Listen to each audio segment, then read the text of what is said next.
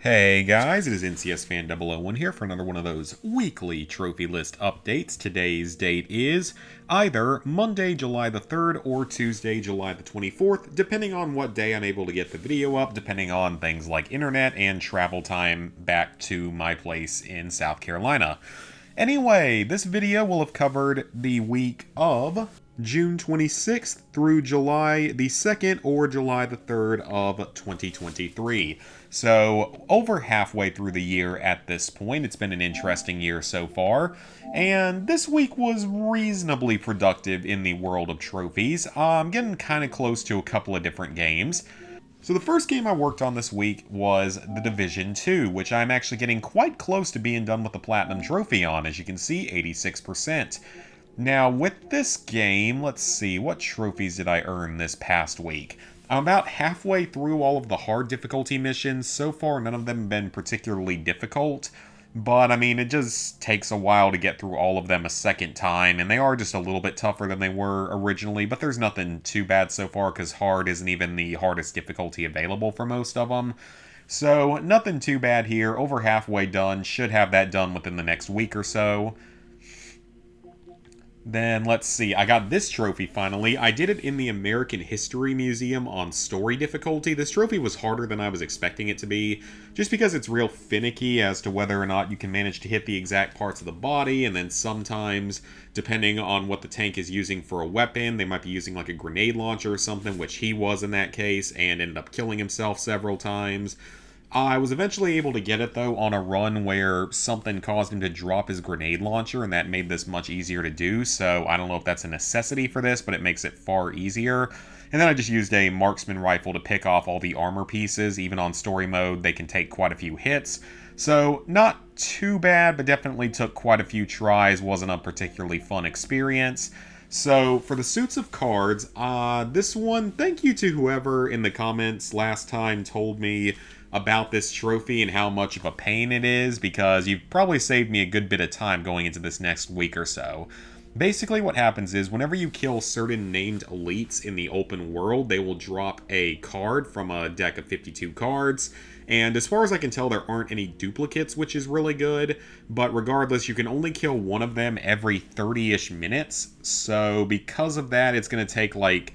Well, it could take potentially like 24 hours, depending on how unlucky you are with some of the drops. I think one of my suits is at 6 out of 13, and the other ones have a little bit less than that. So I doubt it's going to take me that full 24 hours worth of farming, but it could take quite a while, so that's kind of unfortunate. It's just an RNG-heavy trophy. But I am making progress on it, so hopefully, again, by the end of this coming week, but we will have to see. Then I have eliminated a rogue agent in each dark zone. I boosted this one because, well, killing rogue agents is probably going to go poorly unless you have really, really good gear.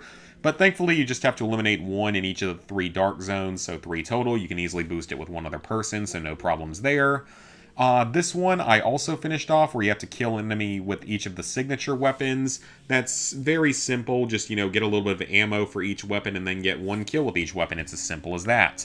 Then, let's see. This one, I knocked out the photo mode trophy. I actually did not even need to boost this. I just answered a random call for help, and I found like 4 or 5 people on, I guess it was like challenging or heroic difficulty, trying to take out a control point. So I just took a picture of everyone together, and the trophy popped. So pretty easy that way. You don't necessarily need to boost it if you can get into a group with enough randoms to do it. Then I crafted an exotic weapon or item. This can actually be unlocked by simply retooling an exotic weapon if you already have one. So that's how I was able to do it, thankfully, because the process to get one to craft entirely is apparently, like, pretty annoying. I think I was looking into it and maybe got, like, one of the pieces so far or something, and it's just really randomized. Then, let's see, this one, I'm fairly close on the specialization. I think I'll have enough points to fully upgrade a class. Once I've finished all the missions on hard, I should have enough points by then to be able to do this. Then, let's see, any other trophies I got? Yes, I hijacked an extraction in an occupied dark zone, and that trophy was horrible, because in the occupied dark zone, me and the guy I was working on it with just kept getting screwed over by all the random trolly other players. It is not a fun experience, especially because they'll, like, group up and just go around being buttholes to everybody. It was not a fun experience. It took like over an hour for us both to be able to hijack each other's extractions. Not to mention the system's real finicky with dropping in and dropping out of parties so that you can actually hijack each other's stuff. I mean, we eventually got it, but it was way more frustrating than it had any right to be. It's just, very annoying dealing with all the random crap of random people online. So, very glad to have this done. All the actual online trophies from the base game are done. So it's just finishing off this, which I should get with the other hard missions, because each hard mission gives you like 3 to 5 specialization points, so I should have it done by then. And then it's just the suit of cards, which is just a grind.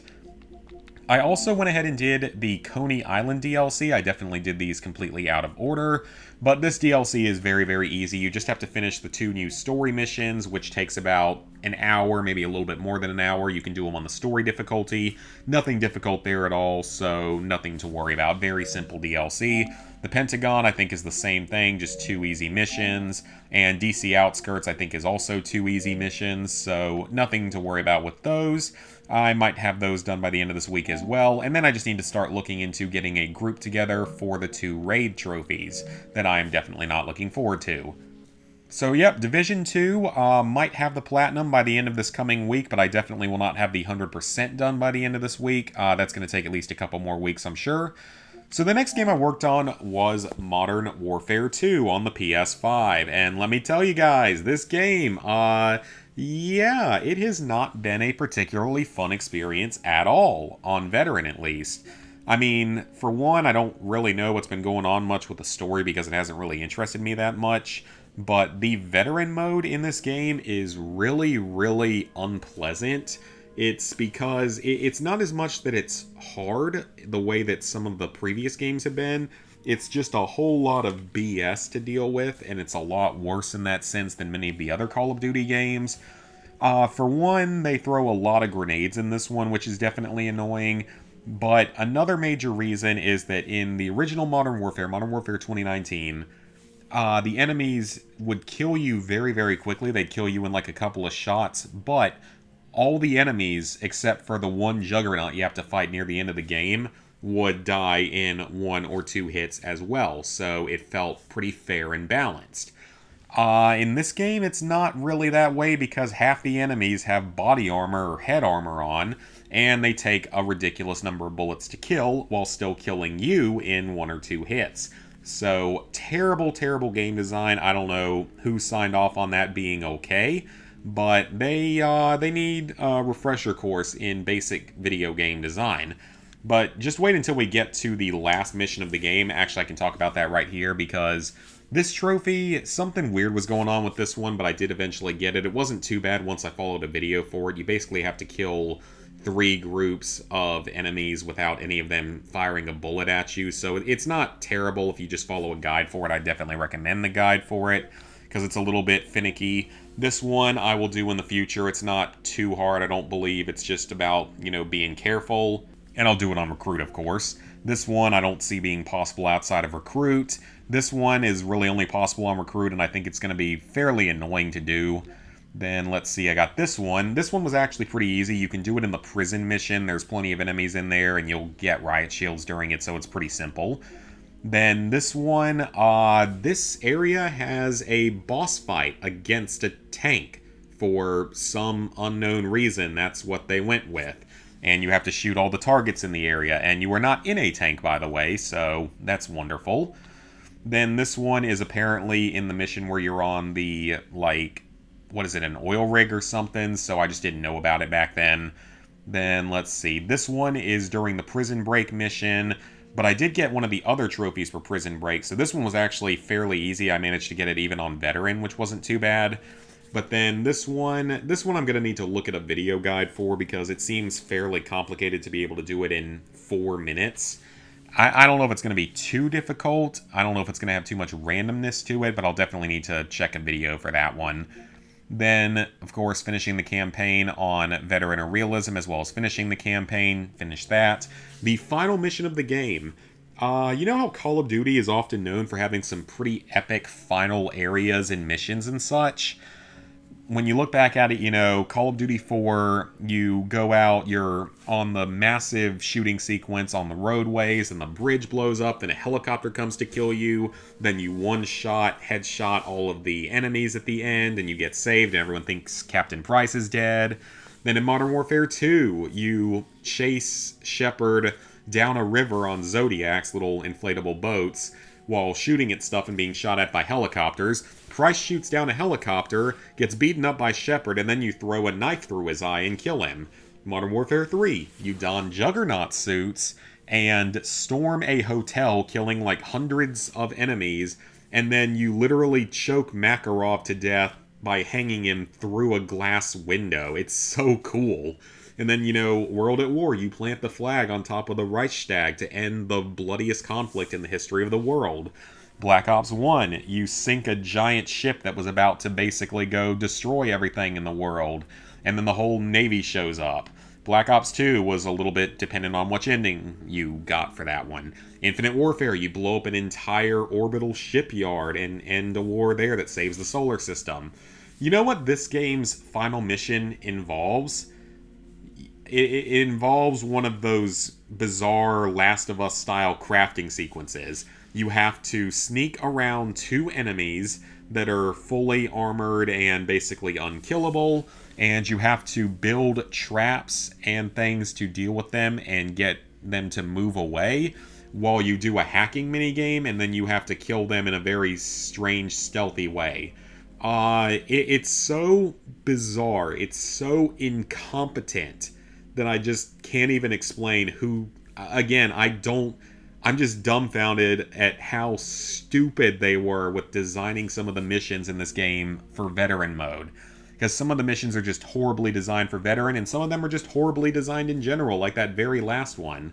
Like, you literally made it so the epic final mission of the game is crafting pieces of junk to kill enemies with. Like, who thought that was a good idea? It was easily...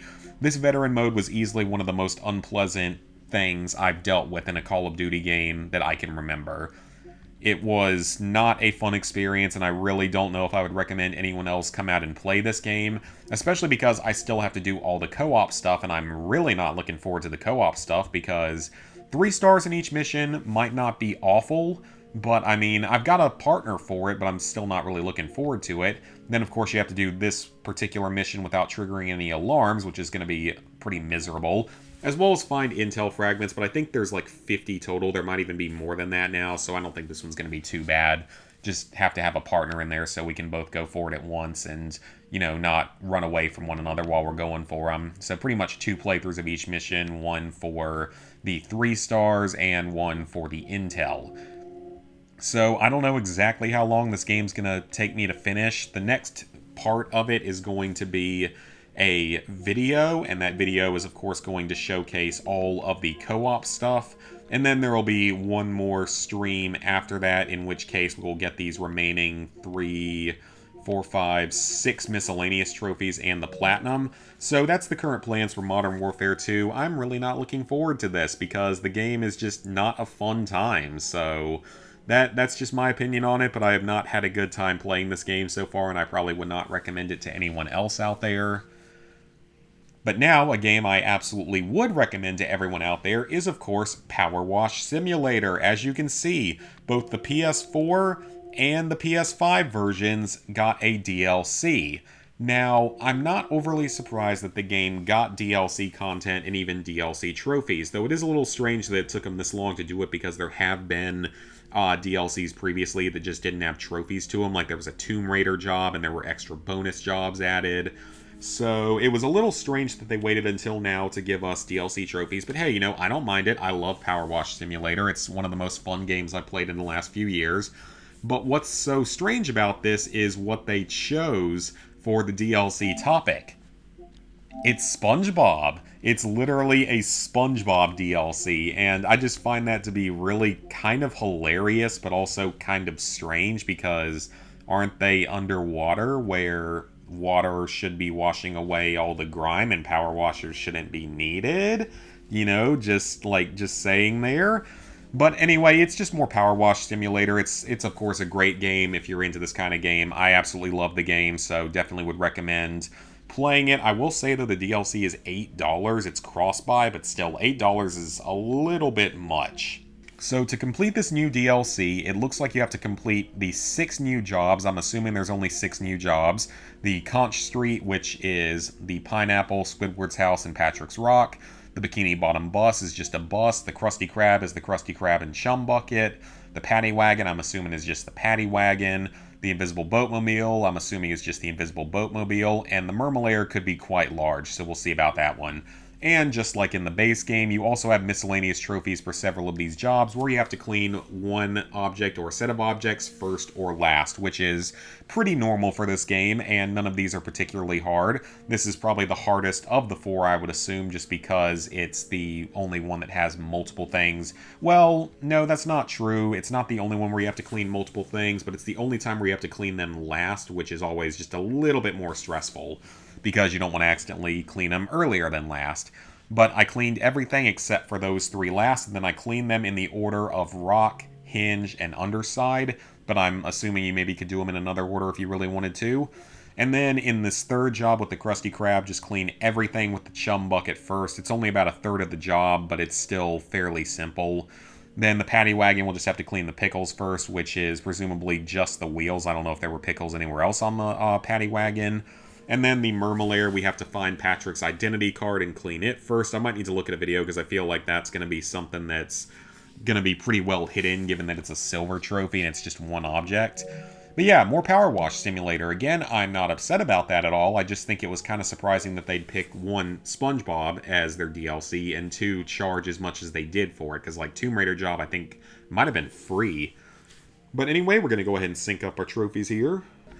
Alright, that took a bit of time to sync, but level 831, 88%, 26,156 total trophies, 726 platinums, 4,757 golds, 6,956 silvers, 13,717 bronzes. So, plans for the upcoming week as we enter the month of July. So the plans for the month of July right now are The Division 2, finishing up the Platinum and all the DLC, Modern Warfare 2, of course the Platinum for the PS5 version, the DLC for Power Wash Simulator on both versions. I don't think it's going to take that long. I think it's probably like a 5-hour DLC per version, so a total of 10 hours, and I've already put over an hour into my whole experience, so it shouldn't be too bad. Now, you might notice that I did not mention another game, Nickelodeon All-Star Brawl, or whatever it's called. I actually decided that I'm not going to end up doing that game for a couple of reasons. For one, it looks like the online is kind of screwed up in the game to where like it's hard to even get into a lobby with someone that you're trying to boost with, apparently, according to some of the forums. But also, a lot of people were saying that if you're not really a fighting game person, it's actually going to be somewhat challenging at times because it does have a few trickier looking trophies, and I'm definitely not a fighting game fan or fighting game type of person.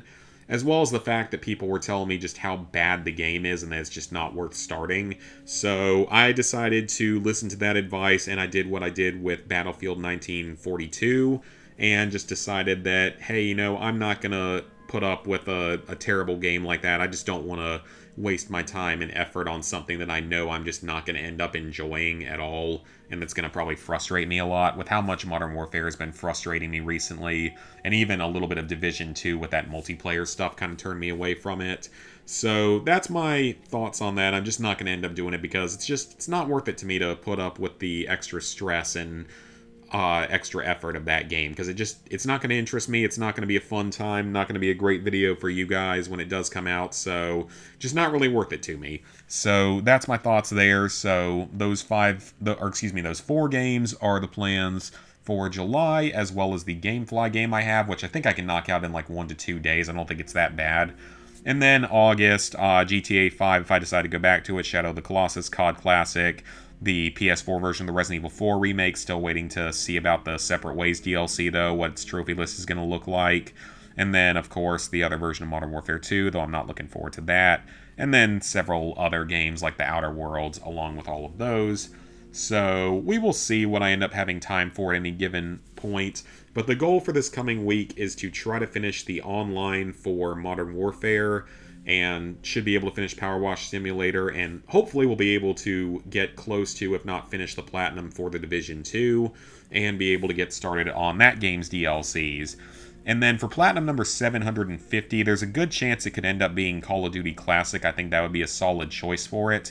But that's going to be at least another month or two down the road, because I'm not looking forward to that game. It's going to be it's not going to be a fun experience at all. It's going to be a pretty miserable one.